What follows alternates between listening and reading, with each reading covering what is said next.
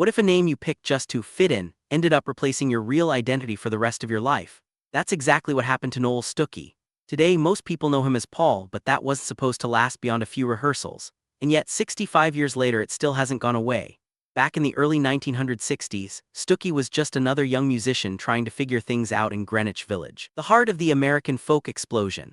A place where names like Bob Dylan were starting to echo through smoky cafes and crowded rooms. But everything changed when manager Albert Grossman stepped in with an idea that sounded simple but would reshape his entire future. He wanted Noel to join a new trio with Peter Yarrow and Mary Travers. At first, Noel shut it down completely. He had his own plans, his own music, and didn't see the point of starting over with strangers. For him, it was an easy no.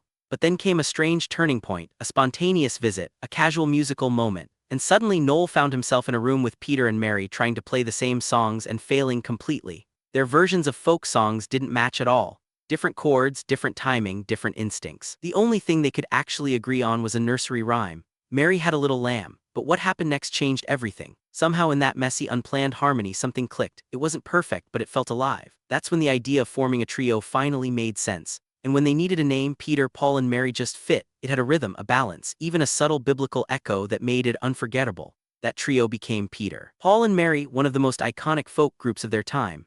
Songs like Puff the Magic Dragon and Leaving on a Jet Plane turned them into global voices of a generation. But behind the fame, something unexpected was happening.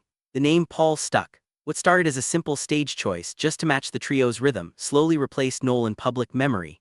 Even people close to him sometimes forgot his real name entirely. And Stookey himself admitted something fascinating in a conversation with Rolling Stone. He could instantly tell who really knew him just by what they called him.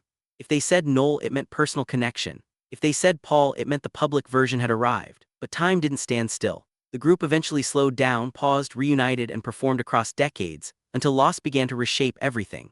Mary Travers passed away in 2009. Peter Yarrow followed in 2025.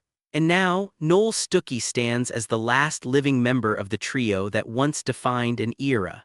So what remains of Paul now? Maybe just a name that was never meant to last this long but somehow became part of music history forever.